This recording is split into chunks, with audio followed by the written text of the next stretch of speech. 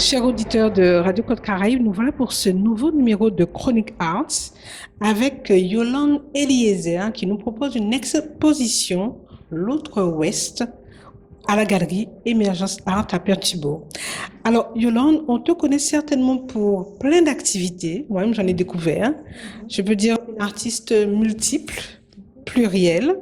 Alors, justement, entre la mode, photographie, film et artisanat d'art, on commence par quoi finalement? Alors, on commence par la photographie, parce que j'ai commencé avec la photographie. Et ça a commencé en fait jeune, hein, la photographie, mais je n'avais pas d'appareil. Donc, j'ai passé ma jeunesse à regarder ma mère faire des photos. Ma mère faisait plein de photos partout. Elle voulait témoigner. Elle enregistrait aussi les gens. Elle D'accord, enregistrait les gens. très Et donc, j'ai bien. commencé comme ça à observer ma mère faire des photos, son souci de la nature, son souci de garder un témoignage de personnes âgées, de ce qu'elles avaient vécu. Et son souci aussi au niveau de l'artisanat, elle cherchait aussi à récupérer, vous savez, par exemple, quand on travaillait le manioc avant, ben, Oui, récupérer les outils, enfin voilà. Et voilà, j'ai commencé en observant ma mère et c'est plus tard, puis il y avait mon parrain qui m'avait dit que oui, qu'il allait m'acheter un appareil photo. J'ai attendu cet appareil photo enfin, en vain. qui n'est jamais venu. Et c'est quand je suis arrivée à Paris que là, du coup, je me suis acheté mon appareil photo parce que ma mère avait son appareil photo, mais c'était défense d'y toucher.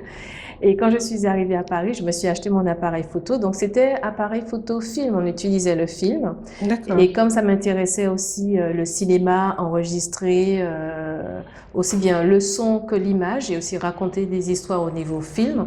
Donc, je me suis acheté aussi une caméra VHS parce qu'à l'époque, c'était Oui, ça. On avait les caméras, les grosses caméras VHS. tout à Et je fait. m'amusais à filmer les amis, voilà. Et j'ai une amie aussi espagnole que j'ai interviewée. Enfin, voilà, je m'amusais comme ça avec mes deux caméras. Et jusqu'à ce moment-là, c'était vraiment une passion, on va dire, une envie. Je suivais un peu le cours des choses. Et puis, j'ai décidé de m'y intéresser de manière un peu plus professionnelle. Donc, j'ai suivi un cours à Paris au niveau du documentaire atelier initiation au cinéma documentaire avec la ville de Paris. D'accord. Et j'ai suivi aussi en même temps un cours sur la photographie noir et blanc. Et à la suite de ce cours, j'ai été, en fait, quand on était les premiers, on va dire, de ce cours, on allait en stage au magazine Elle. Et quand je suis arrivée au stage au magazine Elle, donc voilà, c'était de la mode. Donc j'ai commencé à m'intéresser à la mode, puisque voilà, magazine Elle, mode. Et aussi, je me suis intéressée à la photographie de manière publicitaire, puisque voilà, on fait des photos de nature morte, des photos d'objets. Et donc de là, j'ai commencé, en fait, il y a un photographe qui m'a repéré parmi les stagiaires du studio et il m'a demandé si ça m'intéressait de l'assister, de devenir son assistant. Il s'appelle Fabrice Bouquet. Et donc j'ai commencé à travailler avec lui comme assistante à son studio. Et après, en fait, de fil en aiguille, en même temps, Paris, c'est une ville où il y a énormément d'artisanat. Et comme j'aime beaucoup travailler de mes mains, j'ai commencé aussi à suivre des cours d'initiation à la poterie, j'ai suivi des cours de dessin avec Benami Colère, j'ai suivi des cours de tissage, de broderie, voilà, tout Donc, un... la curiosité Ah t'a oui, amené à... exactement, exactement. Et en bas de chez moi, il se trouvait qu'il y avait un Portugais qui fabriquait les chaussures pour le cinéma. Et donc un jour, comme à chaque fois quand je sortais du travail, je m'arrêtais près de chez lui, en bas de chez lui, et on discutait. Et un jour, il me dit, ben viens, je vais te montrer mon atelier et toutes les paires de chaussures qu'il a fabriquées.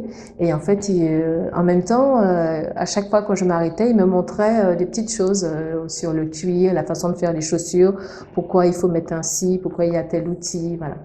Et de fil en aiguille, c'était arrivé petit à petit, mais jusqu'à présent, c'était pas quelque chose, on va dire, comme on m'a toujours dit, être artiste, c'est pas un métier, on peut pas vivre de ça.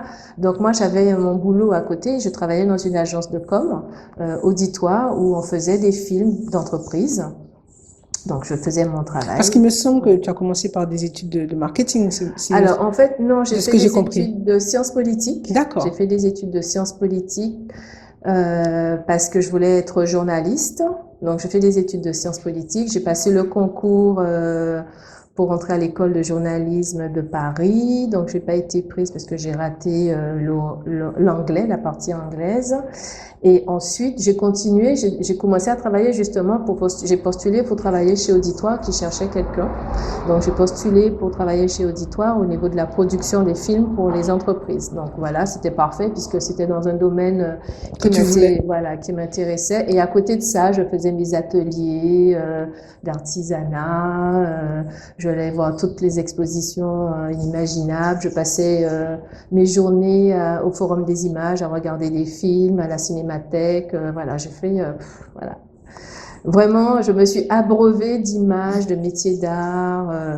Et en fait, toujours en travaillant pour Auditoire dans la production de films institutionnels, mon chef est parti, a quitté cette agence et il a fondé sa propre agence. Et là, ah oui, entre-temps, je suis partie en Chine et en Chine, j'ai fait des photos. J'ai fait mon premier sujet photo, c'était la Chine, que j'ai exposé du coup à l'agence. En fait, mon patron, je lui ai dit que je faisais de la photo. Il m'a dit, mais Yolande, expose tes photos à l'agence. J'ai Oui. exposé mes photos à l'agence.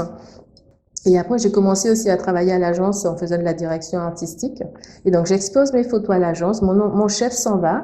Et quand il s'en va, il m'appelle, il me dit, ben, écoute, Yolande, maintenant qu'on a des caméras, parce qu'entre-temps, de caméra VHS, on est arrivé à la caméra numérique. Oui. Donc, il me dit, ben, écoute, Yolande, avec maintenant les nouvelles caméras numériques, on peut faire des films.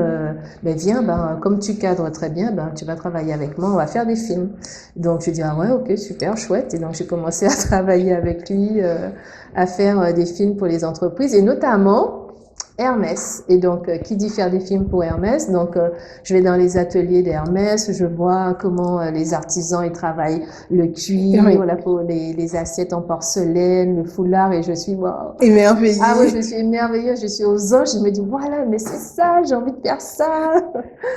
Et il se trouve que aussi que Hermès, c'est une époque où Hermès cherche des ouvriers puisque qui dit travail manuel dit aussi on met du temps en fait à pouvoir maîtriser, ne serait-ce que par exemple, je vous explique, hein, pour la porcelaine, l'assiette, vous voyez le filet or, c'est Oui. une personne qui le fait, ce n'est pas une machine.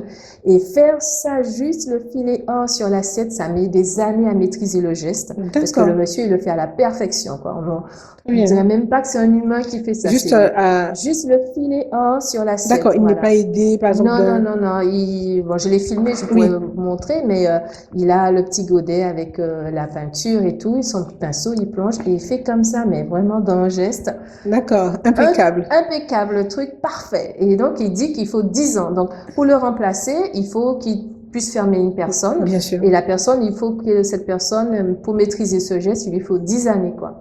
Et je suis émerveillée. Et je me dis, voilà. En même temps, je me dis, bon, j'aimerais bien, voilà, faire ça, travailler de mes mains, créer avec mes propres droits. Et en même temps, voilà, bon, ça veut dire qu'il faut que j'aille encore, je dois apprendre, machin. Donc j'hésite, voilà, c'est dans ma tête, voilà, comme ça. Et puis entre-temps, j'avais suivi, quand au moment où j'étais à la fac, j'avais suivi en même temps que mes cours de sciences politiques. Je m'étais inscrite à la reliure d'art au lycée de Tolbiac. Et donc, j'avais appris à travailler le cuir. Et donc, je rencontre parmi mes amis à Paris un Cubain, Yuni Larti, qui fait des sacs, des bijoux en Oui. cuir. Et donc, Yuni, il me dit, bah, écoute, là, il doit faire une vente et il a besoin de quelqu'un pour l'aider. Et comme il sait que j'avais appris à travailler le cuir, mais il me dit, bah, viens, tu vas m'aider et tout. Et puis là, ça revient ce truc, voilà, de créer avec les Mhm. mains. Et ben voilà, du coup, je me mets à faire les bijoux et je lui dis, mais Yuni, mais pourquoi tu fais pas des sacs Et c'est la mode à Paris où tout est miniature. On aime, ça commence à venir les sacs, les petits sacs. Oui. Et je lui dis, Mhm. mais fais les sacs parce que les femmes, on adore les sacs. Et puis, il m'a dit, oui, c'est vrai qu'il avait déjà fait des sacs, il me manque ses modèles et tout. Donc, il commence à faire des sacs. Et puis moi, en même temps, j'étais venue entre-temps en Guadeloupe. Je venais régulièrement, on va dire tous les 2 ans, j'essayais de venir en Guadeloupe pour me ressourcer. Et j'avais remarqué, j'avais une idée en tête parce que mon grand-père est ébéniste, était ébéniste puisqu'il est D'accord. décédé, et mes oncles travaillent le bois. Et quand j'étais jeune, j'avais une idée, un sac en bois, voilà. Très bien. Et donc, du coup, tout ça se marie dans ma tête, le sac en bois, le cuir, mais en même temps, j'ai pas envie de retourner à l'école pour apprendre à travailler le bois parce que, Oui. Oui. voilà, vous savez, là, en France, quand on retourne sur les bancs d'école, on vous dit, oui, il faut compter 3, 4 ans, 5 ans, j'ai plus Oui, c'est envie de ça, faire parce ça, qu'on a le quoi. système aussi d'une qualification, donc pour aller Voilà, au bout voilà, de c'est ça. C'est plutôt long, quoi. Et moi, j'ai Mm. envie de faire tout de Tout de suite, quoi. J'ai suite. pas envie d'attendre. Je préfère qu'on m'explique avec un maître d'apprentissage, par exemple. Mais bon, ce que j'ai fait, c'est quand je suis arrivée en Guadeloupe, j'ai vu sur les étals de Pointe-à-Pitre les jeunes qui font les sacs avec la calebasse, tout en calebasse. J'ai dit, ah ouais, mais voilà, ça c'est une idée, puisque la calebasse, elle est déjà faite. Oui. La Mhm. nature nous la donne, le contenant est déjà prêt. J'ai La forme jusqu'à, est déjà là. voilà, j'ai jusqu'à travailler et créer mon sac avec. Donc, je repars à Paris, j'ai cette idée. Et puis, en même temps, à Paris, c'est l'époque où, alors, il y a un jeune qui est ébéniste, qui se met à faire les sacs avec du bois. Donc, en même temps, c'est l'époque aussi, on commence à parler de développement durable, d'écologie, la Alors, on est en société. quelle année à peu près? Alors ça, on est dans les années 2000, alors parce que les photos là, c'est 2008. On est dans les années 2010, voilà. D'accord. On est dans les années 2010, on commence à parler d'écologie, développement durable. La Mhm. société est beaucoup plus sensibilisée à tout ce qui est naturel, au bois, parce que au départ, quand j'avais cette idée, ça, personne, un sac en bois, voilà, c'était. Et donc, du coup, ça se fait. Donc, je me dis, tiens, il a fait son sac en bois. Ben, finalement, peut-être que ça va être le bon moment de faire mon projet avec la calebasse. Et bon, ça reste comme ça dans ma tête, l'idée du sac avec la calebasse. D'autant plus que à l'époque, j'avais acheté en venant en vacances un petit sac en noix de coco. Oui. Et à Paris, pour les happy hour, tout le monde me demandait, ah ouais, il est sympa ton sac, tu l'as eu où? Je disais, ben, je l'ai acheté en Guadeloupe. Tout le monde regardait le sac parce que voilà. Oui. Ce qui est intéressant, c'est de voir dans l'évolution d'une société comment, en fait, petit à petit, vous venez avec une idée, mais si c'est pas encore le bon moment, Oui. ça ne parle à personne. Absolument. Et il Mhm. faut que dans la société, il y ait des changements de mentalité, des choses qui Il y a se un passent. contexte qui soit Voilà, propice. voilà, exactement. Et le contexte commence à être propice parce que tout le monde, voilà, la nature, Il était sensible à tout l'écologie, ça. voilà, on bourre la tête des gens toute la journée avec ça, l'écologie, l'environnement, la planète. Donc, voilà. Donc, du coup, mon sac en noix de coco, voilà, ça plaisait à tout le monde. Je me suis dit, tiens, bah, ouais, ok, d'accord. Et voilà, ça reste comme ça. Et puis, en même temps, j'ai des amis qui sont maliens. J'ai des amis maliens, j'ai été 2 fois au Mali et j'ai envie de faire quelque chose aussi là-bas. Donc voilà, je pense au Mali, la Guadeloupe avec les sacs. Et voilà, ça reste comme ça. Et puis le déclic se fait parce qu'en fait, j'ai des amis qui décident de rentrer en Guadeloupe. Paris commence aussi à changer, à évoluer. Et là, je me dis, bon, alors, Yolande, tu vas pas aller travailler, postuler pour aller travailler chez Hermès. Oui. J'étais venue en vacances et j'avais rencontré les patrons de Alizé TV. Et Oui. donc, ils m'avaient dit, bon, si jamais je décide de rentrer définitivement en Guadeloupe, ben, il y a un poste qui m'attend. Je me dis, bon, tu as quand même envie de faire des films, tu as ton projet avec les sacs, la nature, bon. Peut-être qu'au lieu d'aller au Mali, rentre en Ouais, Guadeloupe, il y a peut-être mieux à faire dans ton propre pays, avec ton expérience, ce que tu as envie d'apporter sur l'île. Donc du coup, je décide de de rentrer. Donc rentrer. voilà, je prends l'avion en février 2015 et donc je rentre en Guadeloupe. Donc je vais voir les patrons d'Alizé TV. Donc je travaille avec eux sur le projet de documentaire sur le Mémorial Act qui est en fin de construction. Donc je fais 6 reportages documentaires pour eux. Et après, petit à petit, je commence à me renseigner pour la calebasse, comment je peux la travailler, parce que voilà, c'est mettre en place le projet aussi, ça demande. Donc j'évolue petit à petit là-dessus. Donc voilà, je fais mes tests, j'appelle en France pour savoir avec quel fournisseur je peux travailler. Et en 2018, je lance ma marque Tropic Eden et je commence à fabriquer d'abord les suspensions avec la calebasse et après les sacs. Petit à petit, les Voilà, sacs. petit à petit les sacs. Et la photo, donc je travaille aussi comme photographe pour certaines entreprises en Guadeloupe. Je fais des travaux de commande et de fil en aiguille. Voilà. Donc du coup, travaille le métier d'artisan, de la maroquinerie, la photographie. Et comme j'avais aussi commencé un projet photo sur la Guadeloupe, donc du coup, quand j'ai le temps, je fais mes photos sur mon projet personnel. Et voilà. Alors, me semble-t-il, dans ton parcours, il y a eu aussi quelques prix. Alors oui, 2006, tout à fait. 2007 et 2010, si je me Alors trompe. exactement, parce qu'en fait à Paris, ce qui est intéressant en fait dans les grandes villes, c'est il y a vraiment un contexte qui fait qu'il y a toujours tout ce qu'il faut pour t'aider en fait quand tu commences une activité.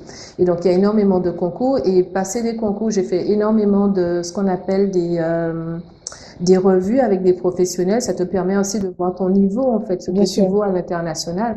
Parce que c'est intéressant de se dire, voilà, on fait de la photo, on fait des films, mais c'est bien aussi de pouvoir se comparer, juger son travail.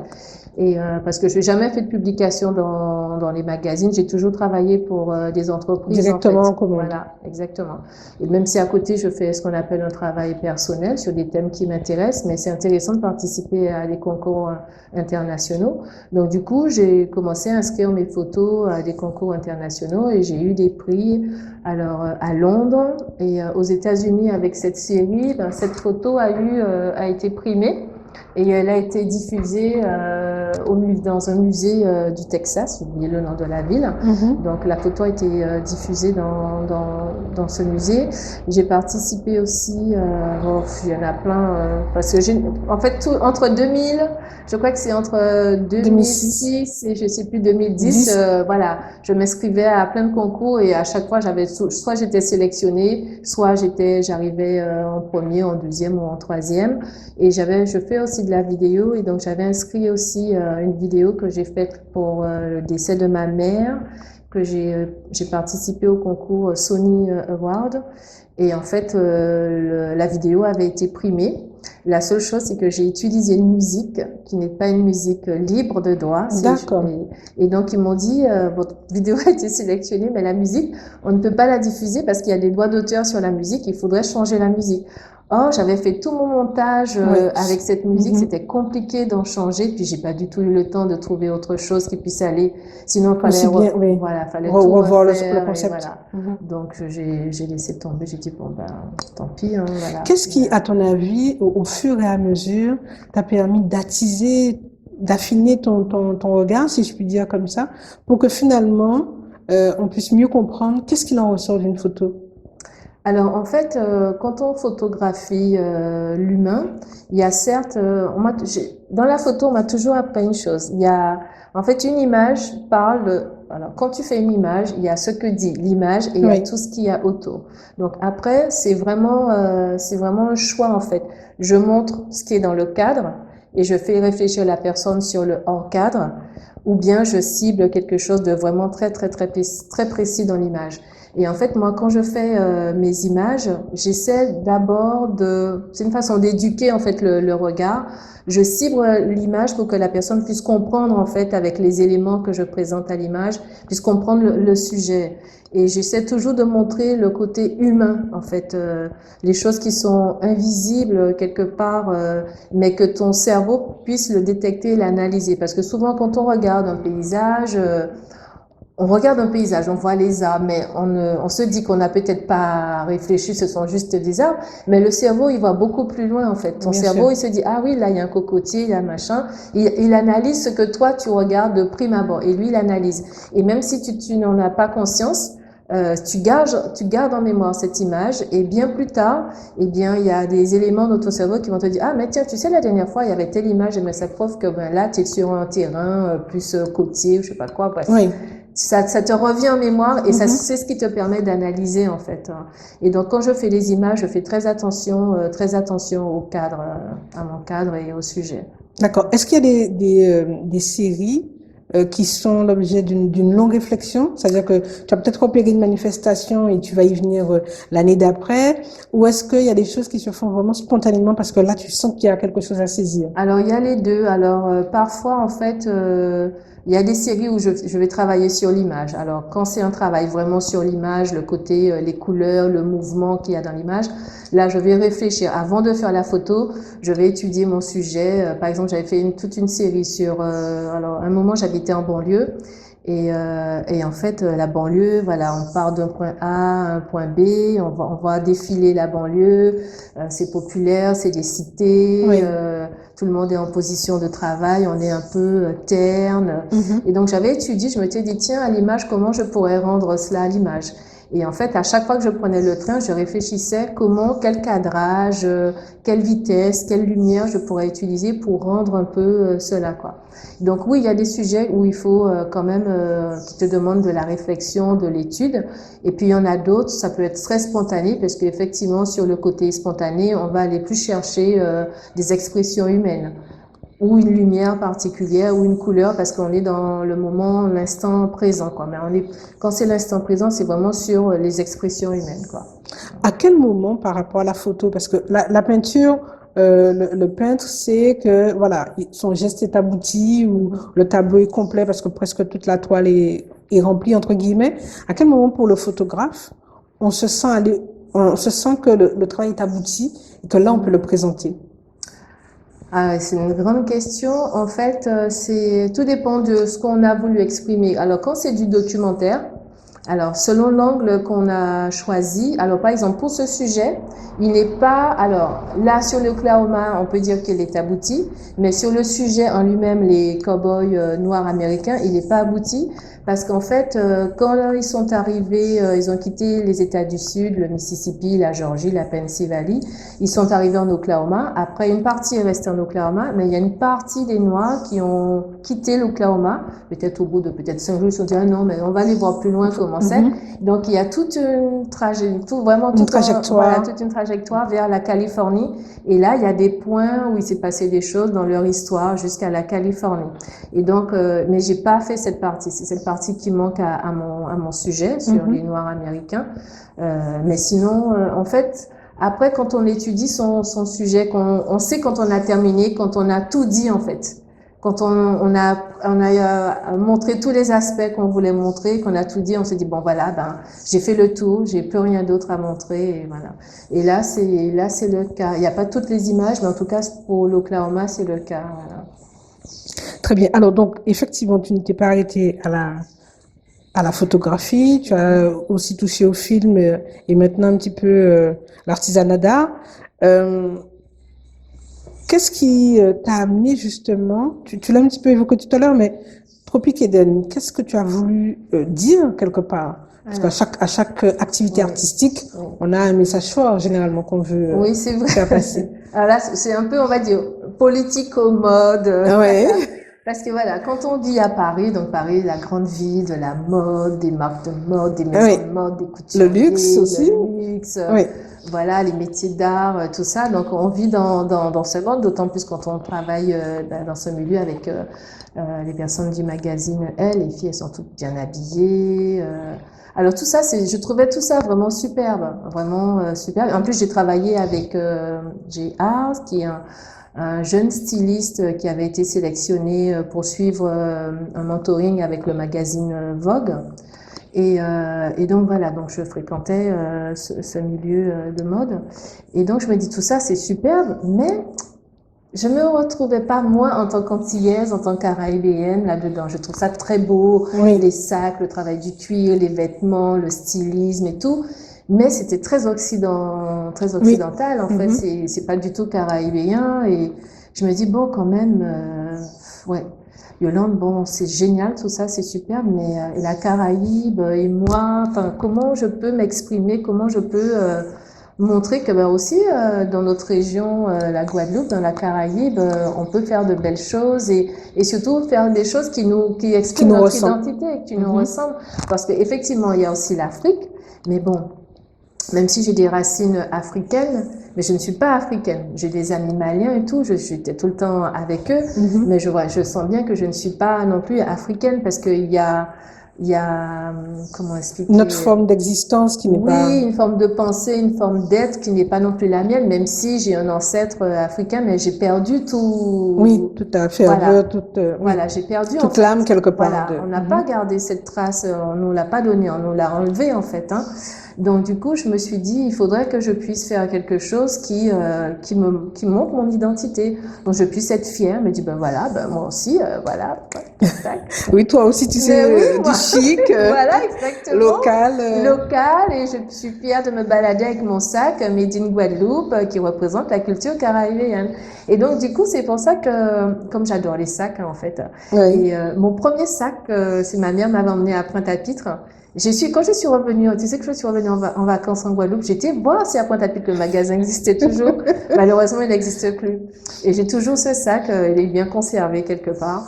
Et donc ma mère m'avait emmené à Pointe-à-Pitre. C'est un sac qui est tressé, qui venait de la Jamaïque, qui est tressé avec de la paille et du cuir. Et donc je me suis dit bon, comme j'aime les sacs à main, je vais faire un sac. Voilà.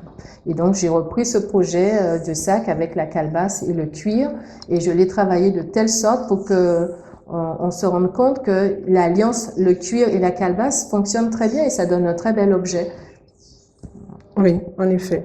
Alors, avant qu'on passe à cette deuxième partie où là, on va rentrer dans ce travail de photographie que tu vas nous expliquer, je voulais aborder un dernier point, c'est récemment, l'association Guadeloupe United. Oui.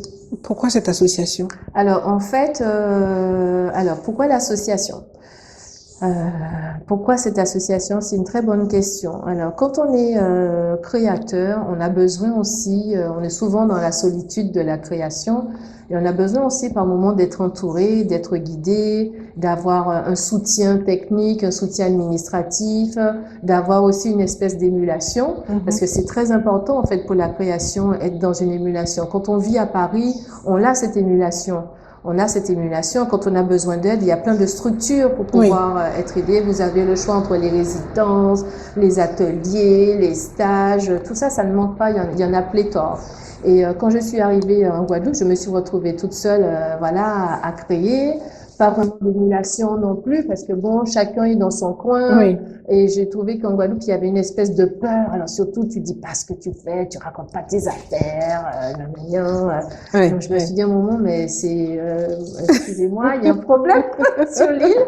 Parce que j'avais l'impression que les gens sont un peu schizophrènes, quoi. Enfin, je sais Mhm. pas pourquoi cette peur, à croire qu'en fait, quand on crée, on n'a pas besoin d'avoir peur de créer, parce que ce que tu as créé, même s'il y a des gens qui vont imiter ce que tu fais, c'est pas grave. S'ils imitent, c'est que quelque part, finalement, ce que tu fais, c'est bien. Et puis quand ils sont en train Absolument. de t'imiter, pendant qu'ils sont en train de t'imiter, mais toi, Forcément, mais tu tu en as d'autres. avances. Tu as déjà d'autres idées, donc les gens ils peuvent toujours continuer à imiter, ils sont à la traîne, moi je dirais. Mhm. Quand on crée, on doit être à l'avant-garde, on avance dans ce qu'on fait en fait, on ne doit pas se limiter à être dans une espèce de peur. Et donc je me suis dit, ça serait intéressant de créer une association justement pour créer de l'émulation, pour organiser des événements, pour rassembler un peu les personnes qui ont envie de montrer ce qu'elles font, qui ont envie d'avancer, qui ont envie d'être dans une espèce de dynamique, c'est vraiment nécessaire. Et moi, je veux travailler avec toutes les personnes qui ont envie de travailler, qui sont dans cette dynamique. Dynamique, on avance, on fonce, on crée des choses, on n'a pas peur d'être... Oui, Enfin, il faut arrêter d'avoir peur, en fait. On doit faire les choses. Et aussi, l'association, ce que j'aurais bien aimé, c'est d'inviter des personnes que je connais qui ont une maîtrise sur un domaine bien spécifique mhm. pour justement encadrer celles qui Un sont, on va dire, partage de compétences voilà, plus finalement. juniors. Voilà, exactement. Alors, on pourrait aussi te rétorquer qu'il y en a des associations dans le domaine artistique, autour de la création d'entreprises, Finalement, qu'est-ce que tu n'as peut-être pas trouvé et qui fait qu'aujourd'hui, Alors, effectivement, alors on peut me rétorquer ça, il n'y a aucun souci. Je dirais que je les connais pas ou qu'elles doivent se faire connaître, plus connaître auprès des créateurs. C'est-à-dire quand il y a un créateur qui arrive, on a entendu parler de cette personne à la télé ou dans les journaux ou par une autre voie, on contacte cette personne, on dit voilà, il y a cette association qui existe. Juste se faire connaître parce que quand on est je suis désolée, je parle à chaque fois de Paris, mais si j'ai vécu 25 ans à Paris, quand on a besoin de se faire connaître, quand on a besoin d'aide, on sait qu'il y a telle association qui existe, il y a telle structure qui existe. Dans tel musée, il y a oui, tel concours, telle bourse. On sait où ça existe et si on ne sait pas où ça existe, il y a aussi des structures qui te listent. Par exemple, pour la photographie, vous voulez passer un prix, vous allez sur tel site. Alors, vous avez la liste de tous les prix, vous avez la liste de toutes les bourses, vous avez la liste de toutes les écoles. Donc, on trouve l'information. Malheureusement, en Guadeloupe, c'est très difficile de trouver des informations. Quand je suis arrivée en 2015, donc la première chose que j'ai faite, je voulais connaître les photographes, les bien réalisateurs. sûr. J'ai essayé de chercher sur Internet, on les trouve pas. On les trouve pas. Alors, il y en a qui n'ont pas de site Internet. J'ai dit, mais je comprends pas. Ils sont où, les photographes? Ils n'ont pas de site Internet. Et vous savez comment j'ai connu des photographes en Guadeloupe? C'est parce que quand j'ai fait le reportage documentaire pour Alizé, donc comme j'allais au Mémorial Act et il y avait des artistes qui étaient en train de s'installer, donc j'ai connu Charles Choulem Rousseau. Et D'accord. donc, c'est grâce à lui que du coup, il m'a présenté, Les il m'a mises dit, en tiens, relation. voilà, un tel est photographe, voici un tel qui est machin. C'est comme ça que j'ai connu. Si je n'avais pas connu, je Oui. n'aurais pas connu toutes ces personnes. Donc, je trouve que c'est un peu dommage. C'est ce qui manque un peu. C'est vraiment qu'on puisse avoir je sais pas, une structure qui puisse Une coordination voilà, finalement. exactement, dire voilà la liste des photographes, voici la liste des associations, ce qu'elles font pour les artistes et quels sont leurs domaines de compétences.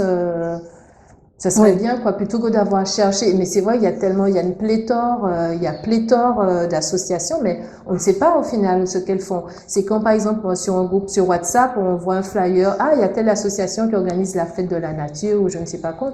Ah, tiens, ça existe, cette association. Non, toujours pour autant, on ne sait pas exactement ce que fait l'association, mais voilà, on se dit, tiens, si on a envie de savoir, si on tape sur Internet, on voit s'il y a un site. Et généralement, il y en a beaucoup qui n'ont pas de site. Alors, c'est encore pire, parce que du coup, on n'a pas d'informations, quoi. Donc, voilà. Très bien. Alors, on va marquer cette légère pause pour nous permettre de continuer à voyager avec toi, Yolande. Yolande Eliezer, donc photographe. Je parle beaucoup. Donc, restez connectés sur Radio Côte Caraïbe et on revient tout de suite. Oui.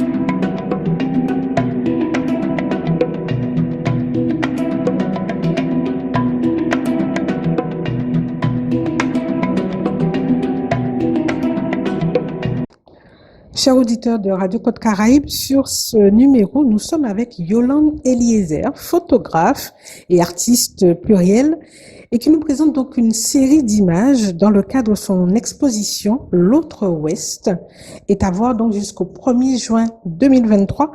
Alors donc, on est maintenant à cette phase où on a invité les auditeurs à porter le regard sur la photographie. Voilà un exercice qui n'est pas toujours simple quand on n'y est pas habitué. Donc, on a choisi cette première photo que tu disais être à Clearview. Est-ce que tu peux nous en dire plus? Oui, alors donc il s'agit ce qu'on appelle aux États-Unis les All Black Rodeo. Donc rodeo uniquement de noirs. Il n'y a pas de blanc dans ce Très rodeo. bien. Et donc là, on est à Clearview, qui est une petite ville en Oklahoma. Et sur cette image, donc c'est la nuit, donc on voit un groupe d'hommes qui est juste à l'entrée, là où va sortir l'animal en fait. Donc ils sont à peu près une dizaine, ils sont postés là, les jambes écartées, leur chapeau de cow-boy, la longue chemise à carreaux, et ils attendent en fait. Il y a à côté derrière la barrière qu'on voit pas ici. Donc il y a l'animal qui est là, les autres sont en train de le préparer, donc ils attendent sa sortie tranquillement, sagement. Et c'est aussi un moment de pause parce qu'il y a déjà eu une petite compétition et là c'est la pause. Donc ils attendent que l'autre se prépare et pour pouvoir sortir. Et en fait, pourquoi j'ai photographié cet instant? En fait, c'est pour montrer l'attitude de ces hommes en fait. Hein. C'est vraiment ils sont hyper décontractés. Vous voyez, il y en a un qui est les jambes écartées, l'autre la main sur le côté. Ils ont leur chapeau. Ils sont vraiment dans l'attitude du cow-boy. Voilà, on n'est pas dans la reconstitution, on est dans l'être. Et ils sont, voilà, ils sont cow-boys. Et c'est leur vie de tous les jours, leurs conditions de tous les jours. Et quand il y a le rodéo, ben voilà, ils sont présents, ils participent à une histoire qu'ils ont héritée de leurs grands-parents venus du Mississippi, des États du Sud, des États-Unis, et ils ont participé à la conquête de l'Ouest. Alors, cette présentation que tu nous proposes ici à Émergence Art, qu'est-ce qui t'a incité justement à te rendre sur ce lieu et par rapport à cette histoire particulière, je crois? Alors en fait, comme on l'avait dit au tout début, je suis assez curieuse et je m'intéresse à plein de sujets. Et je me suis toujours intéressée à l'histoire des Noirs américains. Pourquoi? Parce que je voulais comprendre en fait. Alors nous, on a à peu près la même histoire. Le début, hein, les esclaves qui partent d'Afrique dans les bateaux, eux ils vont arriver, certains vont arriver aux États-Unis, d'autres vont arriver dans les Caraïbes. Et qu'est-ce qui fait que, pourquoi il y a cette différence, différence d'être, hein, différence de pensée, différence d'attitude, même si on sait que la culture du colon influe là-dessus. Mais j'avais envie de connaître leur histoire, en fait, hein, de ces cousins, entre guillemets, d'Amérique. Et donc, j'ai commencé à faire des recherches sur l'histoire des Noirs américains. Et en faisant mes recherches sur le blues, la Nouvelle-Orléans, le jazz, tout ça, je suis tombée aussi sur cette histoire de cow-boys noirs américains qui auraient existé. Je me suis dit, ah bon, des cow-boys, parce que jusqu'à présent, les cow-boys, on nous montre que c'est Oui. un blanc, c'est pas du tout un noir, et le métissage des Noirs et des Indiens. Et donc là, je découvre qu'effectivement, quand ils ont quitté les États du Sud et qu'ils sont arrivés en Oklahoma, ils ont été accueillis par les Indiens, puisque l'Oklahoma est un territoire indien. Les Indiens, les communautés indiennes leur ont appris à travailler la terre, leur ont donné de la terre gratuitement, donné, pas payé, Oui. leur ont donné de la terre, une parcelle de terre, leur ont appris à cultiver, puisque c'est une terre qui est assez aride, leur ont montré comment la cultiver. Et donc, ils se sont établis là. Donc, comme ils se sont établis là, donc les Indiens, ils sont aussi pauvres que les Noirs. Hein. Ils sont, je dirais même que leur condition est pire, puisque ils vivent dans des réserves. Ils sont dans la réserve. Et donc, les Noirs qui s'installent en Oklahoma, ils fondent les villes all black, les black townships. Et donc, il n'y a que des Noirs, il y a pas un blanc, en fait, dans ces petites villes. C'est que des Noirs. Et donc, du coup, après, voilà, ils vont partir pour travailler. Donc, ils sont obligés de faire le trail. Hein. Le trail, c'est-à-dire que les animaux partent du Texas et ils vont dans les pâturages vers le nord. Et il faut traverser les territoires indiens. D'accord. Le blanc, bien souvent, ne veut pas y aller parce qu'il sait qu'il va se faire couper la tête. Donc, le noir qui cherche à travailler, eh ben, il y va. Mais quand on dit le trail, c'est toute une économie. Il faut aussi un cuisinier. Au ranch, eh bien, il faut le maréchal ferrant, il faut celui qui nettoie les animaux. Donc, en fait, le noir... C'est toute une communauté, voilà, finalement. le noir, il est présent à toutes les étapes. Il n'est pas juste cow-boy, il est aussi présent à toutes les étapes de l'économie de bétail, en fait. Hein. Et là, dernièrement, j'ai appris qu'avec tout ce qui s'est passé là en ce moment aux États-Unis, ils sont en train de refaire le recensement de la présence des Noirs. Donc, c'est pas juste un cow-boy sur 4, c'est beaucoup plus. Et donc là, on saura véritablement le chiffre. Mais quand vous êtes en Oklahoma et que vous rencontrez les Indiens ils vous racontent un peu cette histoire. Et ils vous disent que, en fait, les Blancs ne veulent pas parler de cette histoire. Il y a eu la déportation. Ils disent la déportation des Indiens. Et surtout, l'alliance qu'il y a eu entre les Noirs et les Indiens. Mais surtout, il ne faut pas en parler. Ne dites pas, ah, they don't want to talk about it. C'est ce que les dames, les femmes indiennes, elles disent en fait que voilà, les Blancs n'aiment pas qu'on raconte, qu'on dise ça en fait. Très bien. Donc finalement, au travers de ton travail, tu as choisi une position assez engagée. Oui, tout à fait, exactement, exactement. Et c'était ça en fait l'idée, c'était voir comment ils se sont développés par rapport à nous dans la Caraïbe. Qu'est-ce qui fait ils ont cette mentalité, cette culture. Et il y a une chose qui m'a beaucoup frappée, c'est que effectivement, on sait la dureté de la vie de l'homme noir aux États-Unis, mais je leur ai dit, mais alors, ben, vous êtes américain, vous vous sentez américain? Ah oui, oui, oui.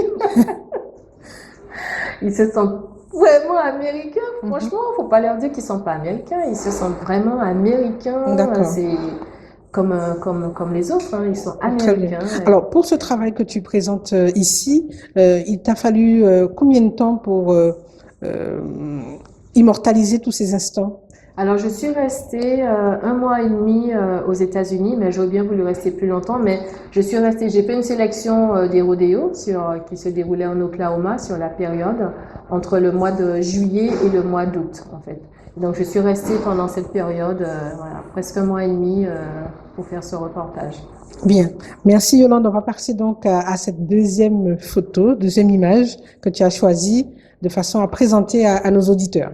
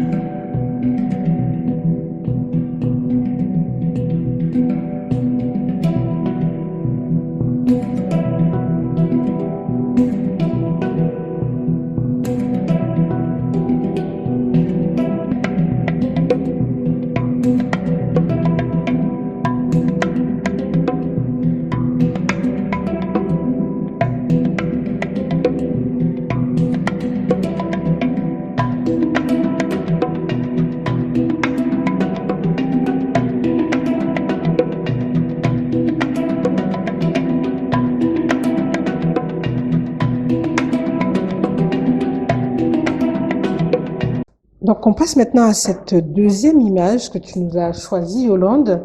On dira la métisse, n'est-ce pas? Donc, une femme Tout à fait. à côté de son cheval, qui elle aussi visiblement participe à ce rodéo. Tout à fait. Donc, le rodéo, il n'y a pas que les hommes, il y a aussi beaucoup de femmes qui y participent. Et parce que effectivement, le cheval est monté par les hommes, par les femmes, surtout quand on est dans la conquête de l'Ouest, par moments, elles sont obligées de se comporter, je vais pas dire se comporter comme un homme, mais elles font exactement la même chose que les hommes, puisque quand l'homme est parti, elle doit s'occuper des enfants, s'occuper de la maison, s'occuper du bétail, des animaux. Oui. Donc, elle doit monter à cheval. Et puis, il faut savoir qu'aux États-Unis, les gens, ils font des kilomètres pour acheter son pain. Donc, à l'époque, les femmes, fallait monter à cheval pour se débrouiller, pour pouvoir se débrouiller. Donc, du coup, on a beaucoup de femmes qui participent au rodéo. Et donc, ici, là, on est en présence d'une jeune métisse noire et indienne. Et en Oklahoma, il y a la tribu des Séminoles. Voilà, les Séminoles. Donc, métissage avec les Indiens Séminoles. Et donc ça illustre bien en fait l'alliance qu'il y a entre les Noirs et les Indiens. Comment a-t-elle, est-ce que vous avez pu échanger, parce que tu l'as prise en photo, mais est-ce que tu as eu l'occasion d'échanger avec elle pour... Elle était très timide. Oui, elle était très timide. J'ai essayé de discuter avec elle, mais elle était un peu intimidée. Elle est très jeune, hein, c'est une ado. Elle devait avoir, à l'époque, je crois, 14 ans ou 15 ans. Elle était très jeune et elle était un peu intimidée quand je voulais lui parler. Alors, par rapport à cette première image que tu nous as montrée là, ils étaient en groupe. Là, tu as choisi presque un portrait de femme. Oui. Oui, parce que je voulais montrer justement, je voulais montrer qu'il y a aussi des femmes et surtout le fait que ce métissage existe en fait, et il y en a beaucoup plus, hein, le fait que ce métissage existe là-bas. Voilà. Pour moi, c'était une façon de symboliser cette alliance entre les Noirs et les Indiens, l'entente qu'il y a eu entre eux. Parce qu'en fait, dans la bibliothèque où je suis passée, le musée où je suis passée, alors Ocmulgee, c'est une ville en Oklahoma, qui est le siège de la nation Creek. Et dans cette ville, il y a une bibliothèque qui est tenue par une femme indienne à l'époque. Je ne sais pas si elle est toujours là, la dame. Et dans ce musée, on trouve des photos. Elle m'a montré plein de photos anciennes où on voit, ben voilà, le chef indien. Ils ont construit la première église et là, il y a un couple de Noirs. Ensuite, le village, on est en 1900 ou 1800, je ne sais plus quelle année. Voilà, c'est vraiment le tout début, la naissance de ces villes, en fait, avec la présence de Noirs. Et voilà, et c'est vrai que c'est pas quelque chose qu'on raconte et qu'on sait, en fait, hein, ce qui n'a pas été divulgué par l'homme blanc. Hein. Très bien. Alors, au-delà maintenant de ce travail de photographie, quel est le domaine artistique sur lequel tu n'as pas encore pu travailler et qui serait peut-être ton prochain? Très bonne question. En fait, non, je vais m'arrêter à la photo, la vidéo. Photo, vidéo, parce que vraiment, j'adore. Et puis, il y a aussi un petit peu d'écriture. Oui, il y a un peu d'écriture. L'écriture, alors j'écris pour le journal France Antilles. Mais j'ai laissé tomber l'écriture des poèmes et j'ai laissé tomber aussi l'écriture des nouvelles. Et non, si je dois écrire, ce serait peut-être plus tard, quand j'aurai 70 ans, voilà, j'écrirai mes mémoires, quelque chose comme ça. Mais non, vraiment, ce qui m'intéresse là, c'est mon engagement artistique par rapport à la Guadeloupe, c'est photo, parce qu'en Guadeloupe, en ce moment, il y a énormément de changements sociétals, hein, il y a des changements en ce moment en Guadeloupe, et j'ai envie de faire une série de photos qui témoignent de ce changement qu'il y a dans l'île, à tous les points de vue. Et il y a aussi la partie film. Alors, j'ai écrit un scénario que j'aimerais bien un jour réaliser, hein, faire le tournage. Et puis, en termes de métier d'art, là, ce qui m'intéresse, c'est vraiment montrer que ce soit avec le bakwa, que ce soit avec le bois, que ce soit avec, comment ça s'appelle? La vannerie. La vannerie, montrer en fait ce qu'on peut créer avec nos propres matières premières locales. J'ai vraiment envie de travailler là-dessus et d'avancer sur ce point-là. Donc, tressage, tissage, c'est vraiment, ouais, j'aime beaucoup ça. Et donc, J'aime aussi la poterie. Donc là, je suis en train de faire des essais avec l'argile et la sueur de bois. Voilà. Bien. Voilà. Bon, on a encore plein de choses à découvrir. Oui, voilà, exactement. Et en fait, pourquoi? Parce que vous savez, je sais pas si vous avez connu ça. J'ai ma grand-mère et mes grandes tantes dans les anciennes maisons créoles. Il y avait toujours la présence des espèces de grosses jarres. Oui. J'étais fascinée par ces grosses jarres. Et chez ma tante Odette, à Coma, à Pointe-Noire, quand j'allais chez elle, elle en avait au moins 4, 5. Oui. Et c'était précieux parce qu'il fallait faire attention, il fallait pas les abîmer et tout. Et chaque fois, la tante, quand j'étais enfant, j'allais la voir, j'étais fascinée par les jarres. Et il y a aussi les petites poteries qu'on mettait sur la table avec de l'eau. Oui. Pour mettre l'eau. J'étais aussi fascinée par ces poteries-là. Et donc, du coup, j'ai envie de ma mémoire d'enfant, des choses créoles typiques de notre pays. J'ai envie de conserver cela, mais de les proposer de façon différente, de les moderniser. Parce que vous savez, aujourd'hui, les enfants d'aujourd'hui n'ont pas connu cette époque. Ils ne connaîtront pas ça, puisque aujourd'hui, les cases créoles sont tombées à l'abandon, la poterie, voilà, ça n'existe plus, on n'en trouve plus. Donc, je me dis, bon, alors ces enfants qui naissent, ils naissent dans la modernité. Mais quelle modernité? C'est pas une modernité créole, tout est importé. On leur propose quoi à ces enfants? C'est quoi la culture qu'on leur propose? Aucune, on leur propose pas de culture. Donc c'est encore des êtres humains qui vont grandir dans une espèce de non-culture. Bon, on va dire ok, on a le zouk, d'accord. Mais une culture, c'est pas juste de la musique, il y a aussi d'autres choses. La littérature, Dieu Oui. merci, on a encore la littérature, mais quoi d'autre dans notre environnement? Parce que quand on est enfant, ta mémoire, tout ce que tu vois quand tu es enfant, tu le gardes en mémoire. Donc il est important pour ces enfants d'avoir des images, des choses qui symbolisent la culture créole. Certes, notre culture, elle est en train d'évoluer, elle se modernise, mais je suis d'accord pour la modernité, mais une Mais modernité garder qui reste, voilà, créole, d'accord. Il faut qu'elle avec reste une trace de créole. notre patrimoine Voilà, faut finalement. pas que ça soit que des meubles de Bali ou des meubles qui viennent de je ne sais pas où, qu'on importe en Guadeloupe. Ok, super, c'est moderne, machin. Oui, d'accord, mais je suis désolée, Bali, c'est pas la Guadeloupe. Des meubles qui viennent d'Habitat ou de notre pays, ok, c'est génial, mais ce n'est pas la Guadeloupe. Mm. Donc, j'ai vraiment envie qu'on essaie de trouver, à l'instar des Noirs américains, de créer notre propre culture créole en partant des choses, même si on ne sait pas grand-chose, mais en partant du peu qu'on a, que nos ancêtres que nous ont laissé, et d'avancer avec, quoi. Plutôt que de toujours prendre tous les trucs qui viennent de l'extérieur, je dis non, mais c'est bon, arrêtez de nous envahir, de nous polluer. Mais c'est vrai, je ne sais pas si les gens se rendent compte, mais on n'arrête pas de polluer la Guadeloupe avec plein de choses qui viennent de l'extérieur. On étouffe la production locale et on importe énormément de choses qui viennent de l'extérieur, donc il faut dire stop. Il faut qu'à un moment on dise stop. Voilà. Bien. Ben nous aussi, on va devoir s'arrêter là. Malheureusement. Le temps est venu de se dire au revoir et d'inviter donc la population à venir voir Oui, cette tout à fait. exposition, les objets que tu nous as présentés, le bois, la calebasse est en valeur et bien sûr partir en voyage en Oklahoma au travers de tes photos. Merci Exactement. encore Yolande Merci beaucoup. et restez connectés sur Radio Côte Caraïbe. À bientôt. Merci.